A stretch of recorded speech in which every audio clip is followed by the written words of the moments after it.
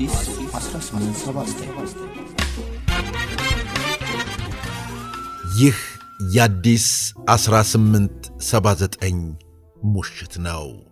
ኢትዮጵያ ውስጥ አቪዬሽን በእግሩ መቆሙ የተረጋገጠው መስከረም 17 ቀን 922 ዓመተ ምህረት በተደረገው 3 አውሮፕላኖች በተሳተፉበት የመጀመሪያው የበረራ ትርኢት ነው።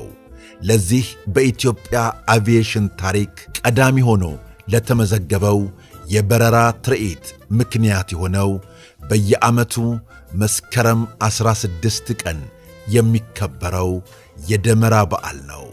ትርኢቱ የተካሄደው አዲስ አበባ ቅዱስ ጊዮርጊስ ቤተ ክርስቲያን አጠገብ ሲሆን እግረኛው ተሰልፎ ጠመንጃ፣ መትረየስና መድፍ ይዞ በፈረሰኞችና በሦስት ታንኮች ታጅቦ በሚኒስትሮች መሪነት እየተመመ ሲያልፍ ከሰማይ ደግሞ አውሮፕላኖቹ ዝቅ ብለው በመብረርና በመገለባበጥ ታይቶ የማይታወቅ አስደናቂ የበረራ ትርኢት አሳዩ።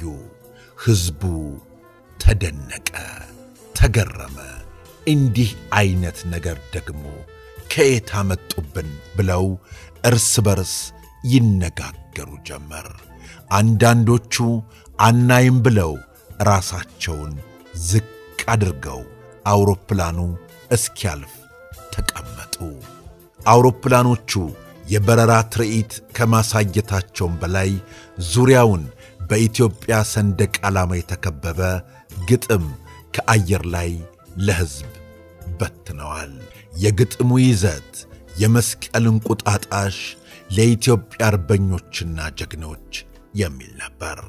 እንዲህም ይላል። የመስቀል በዓል ምንኛ ገነነ፣ ካምናውም ዘንድሮ የበለጠ ሆነ። በዘንድሮ መስቀል በዛሬው በዓል እጅግ ደስ ይበለል፣ እልል እንበል። ከእንግዲህ ዕውቀት መናን እንመግብ፣ ከላይ መጥቶአልና በሰማይ ሲያንዣብብ። ብርሃንን እንልበስ፣ ሰላምን እንውደድ፣ ጊዜው ተፈሪ ነው፣ በጨለማ እንሄድ። በአየር ላይ ሆኖ አበባን ሲሠራ ከተከታዮቹ መልእክተኞች ጋር እንቁጣጣሽ ይላል የኢትዮጵያ ሞራ በማለት ግጥሙ ለሕዝቡ ደረሰ። ቀዳማዊ ኃይለ ሥላሴ አነስተኛ የአቪዬሽን ትምህርት ቤት በ922 ዓመተ ምህረት በነበሩት ፓቴዝና ጁንከርስ አውሮፕላኖች አቋቋሙ። የመጀመሪያዎቹ ኢትዮጵያውያን አብራሪዎች አስፋው አሊ፣ ሚሽካ ባፍቼፍ፣ ስዩም ኃይለ ሥላሴና ተስፋ ሚካኤል ነበሩ። እነዚህ የኢትዮጵያ አቪዬሽን ቀዳሚ አብራሪዎች የመጀመሪያ ደረጃ የበረራ ትምህርታቸውን በ3 ወር ጊዜ ውስጥ አጠናቀው ለተፈሪ መኮንን ንግሥ ቀን በ923 ዓመተ ምህረት ብቻቸውን አውሮፕላን እየያዙ በኢትዮጵያ አየር ላይ ለመብረር ችለዋል።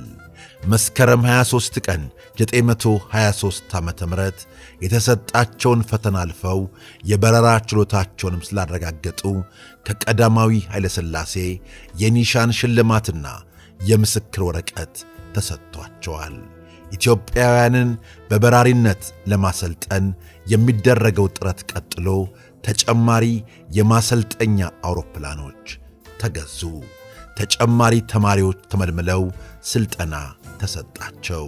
በየጊዜው የሚገዙት ተጨማሪ አውሮፕላኖች በፍጥነትና በክብደት የተሻሉ እየሆኑ ጃን ሜዳ ተስማሚ ሊሆን ስላልቻለ በዚሁ ምክንያት ወደ ልደታ ወይም አሮጌው አውሮፕላን ማረፊያ እንዲዛወሩና ተግባራቸውን እዚያ ሆነው እንዲያከናውኑ ተደረገ። እስከዚህ ጊዜ ድረስ የመጀመሪያዎቹ 3 አብራሪዎች የሰለጠኑባት ታይገር ሞዝ የተባለችውን አውሮፕላን ጨምሮ 21 ከተለያየ አገር የተሰሩ አውሮፕላኖች ገብተዋል። በዚህ አይነት ሁኔታ የአውሮፕላን ጉዞው ቀጥሎ የኢትዮጵያ አየር ኃይል ምስረታም ተደረገ። እነሆ የኢትዮጵያ አየር ኃይል ከተመሠረተ 90 ዓመት ሞላው። የአየር ላይ ነብሮቹ የኢትዮጵያን ዳር ድንበር ለማስከበር ከትናንት እስከ ዛሬ ታሪክ እየሠሩ ታሪክ እያኖሩ እነሆ እዚህ ደርሰዋል።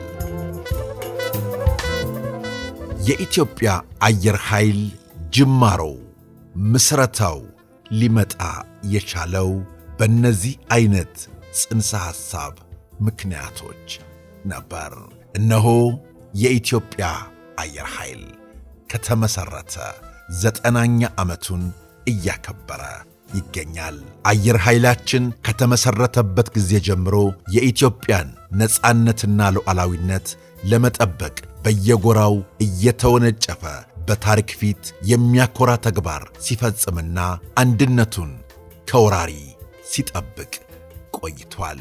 በተለይም መሳሪያ አልባ በሆነው ወገኑ ላይ ተዘምቶበት ከ90 በመቶ በላይ የኢትዮጵያ ምስራቃዊ ክፍል በጠላት እጅ በወደቀበት ወቅት በፍጥነት በጥራትና በብዛት እጅግ ከሚበልጠው ጠላት አየር ኃይል ጋር ያደረገውን የአየር ለአየር ውጊያና ከመሬትም እንደ ተወርዋሪ ኮከብ እየተወናጨፈ በአየር ላይ የሚዘራውን የጠላት አየር መከላከያ እየተቋቋመ መካናይዝድ ከሆነው የጠላት እግረኛ ጋር ባደረገው ፍልሚያ በአሸናፊነት መውጣቱ ብዙዎቹን ያስደነቀ፣ ወገኖቹን ደግሞ ያኮራ ጉዳይ ነበር።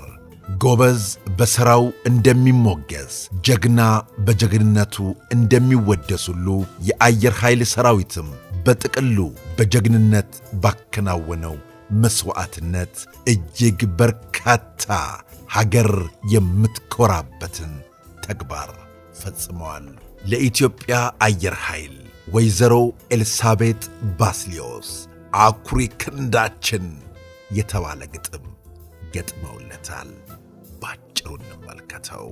እንደ ንፋስ ተሽሎክሏኪ፣ እንደ ደመና አንዣባቢ፣ እንደ ንስር መጣቂ፣ እንደ ነበልባል አንገብጋቢ፣ ከአድማስ አድማስ ተምዘግዛጊ፣ ደስታ አብሳሪ ጠላት ወጊ፣ ኃያል ድምፅህን ሰምቼ ቀናብል ላይህ ጓጉቼ፣ ለካ አካልህ ከኔ ርቋል፣ ፍጥነትህ ከድምፅህ ቀድመዋል፣ ጀግንነትህ ግን አንጀት ያረሳል።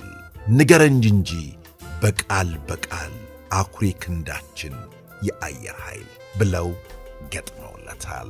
እነሆ 90 ዓመት ሞላው የኢትዮጵያ አየር ኃይል።